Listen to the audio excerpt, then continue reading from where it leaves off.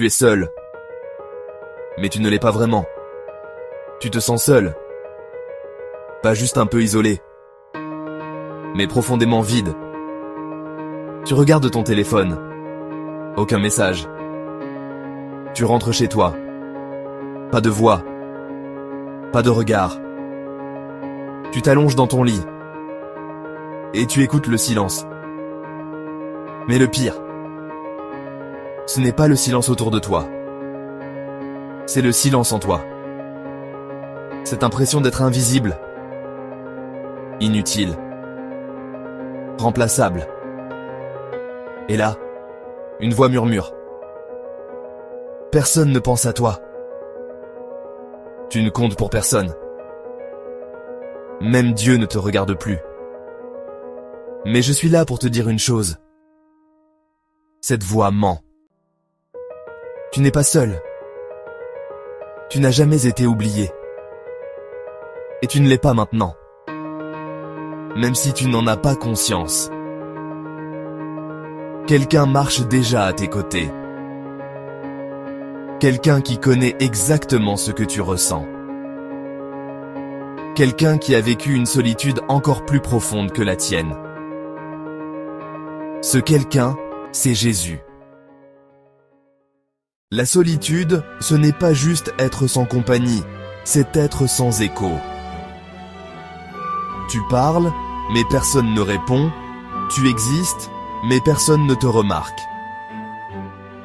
Tu pleures, mais personne ne t'essuie les larmes. Et tu finis par te dire « Je ne suis pas intéressant. Je suis de trop. Même Dieu est loin. » Tu sais quoi ? Beaucoup de gens se sentent comme toi. Ce n'est pas une faiblesse. C'est une douleur humaine profonde. Regarde autour de toi. Ce vieil homme seul sur un banc public. Cette maman célibataire qui pleure dans sa salle de bain. Ce jeune qui fait semblant de rire sur TikTok, mais qui souffre en silence. La solitude est partout, et elle blesse en silence. Mais elle n'est pas éternelle, et elle n'est pas sans sens. On imagine souvent Jésus entouré, admiré, aimé. Mais la vérité, il a été abandonné, renié, trahi, ignoré. Et pas juste par ses ennemis, mais par ses plus proches. Gethsémané, l'abandon silencieux. Mon âme est triste jusqu'à la mort, restez ici, veillez avec moi. Matthieu 26, 38. Jésus a peur, il tremble, il pleure. Il prie, seul dans l'obscurité du jardin. Et il demande une seule chose à ses amis. Restez avec moi, ne me laissez pas seul. Mais ils s'endorment. Pas une fois, 3 fois. Tu imagines, toi, dans ton moment le plus difficile, ton agonie intérieure. Et personne ne reste éveillé pour toi. Jésus a pleuré seul, il a supplié seul. Il a été abandonné par ceux qui l'aimaient. Le procès, seul contre tous. Après son arrestation, tout s'enchaîne vite. Insultes, faux témoignages, violence, moqueries. Mais le plus cruel, personne ne parle pour lui. Pierre le renie, Judas le trahit, les disciples fuient. Même ceux qui l'ont vu marcher sur l'eau, guérir les malades, ressusciter les morts, le laissent seul face à l'injustice. Jésus connaît ce que tu vis. Quand tu es trahi, quand tu es laissé de côté, quand tu es accusé, sans que personne ne dise la vérité. La croix, le silence de Dieu, cloué, suspendu, exposé à la honte, à la douleur, au mépris. Mais plus que la souffrance, c'est l'abandon total qui frappe Jésus. Mon Dieu, pourquoi m'as-tu abandonné? Matthieu 27, 46. À ce moment-là, le Fils est séparé du Père. L'unité éternelle est brisée, pour un instant. Pour une seule raison, toi. Jésus a pris ta place, ton rejet, ta honte, ta solitude. Pour que toi, aujourd'hui, tu n'aies plus jamais à être seul. Tu penses que personne ne comprend ton vide? Jésus le comprend. Tu penses que personne ne sait ce que c'est que de pleurer seul? Jésus a pleuré seul.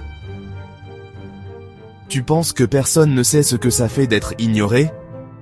Il a été méprisé, oublié, abandonné.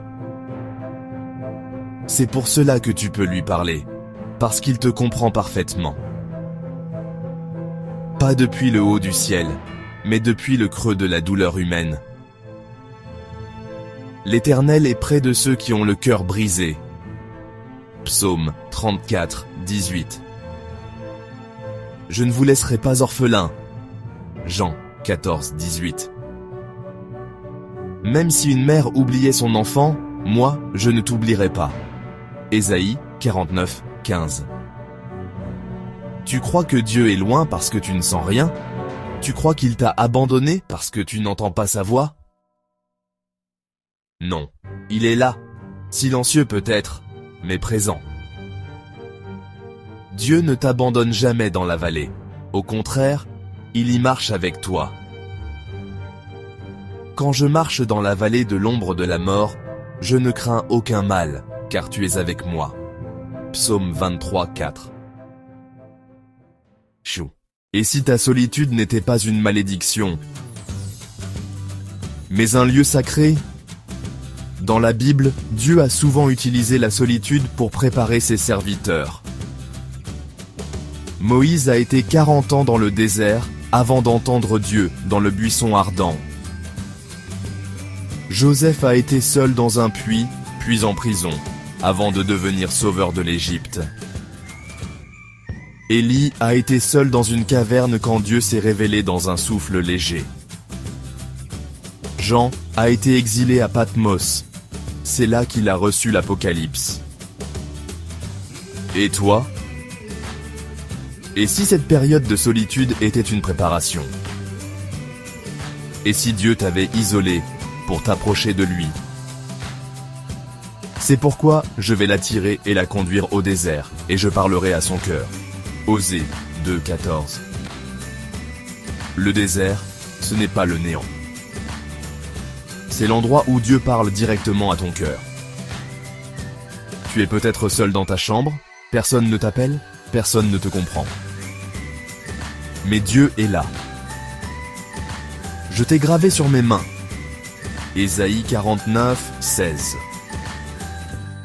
Ta vie n'est pas un accident. Ta douleur n'est pas oubliée. Ton cri n'est pas ignoré. Et l'amour de Dieu ne dépend pas de ton ressenti. Il t'aime, que tu le ressentes ou pas. Il t'aime même quand tu doutes. Il t'aime même quand tu t'en veux. Rien ne pourra nous séparer de l'amour de Dieu. Romains 8, 38, 39. Tu es seul? Tu as pleuré en cachette? Tu as perdu l'envie de prier? Tu t'es demandé si Dieu t'entend encore? Je te le dis simplement. Il t'entend. Il te voit. Il ne t'a jamais quitté. Même quand tout est silencieux. Même quand tout semble vide. Il est là. Pas avec des réponses toutes faites, mais avec une présence. Une paix. Une main tendue. Alors lève les yeux, parle-lui. Crie si tu dois crier, souffle si tu n'as plus de mots. Mais ne t'éloigne pas. Et voici, je suis avec vous tous les jours, jusqu'à la fin du monde. Matthieu 28, 20. Partage cette vidéo, tu pourrais changer la journée de quelqu'un, ou même sa vie.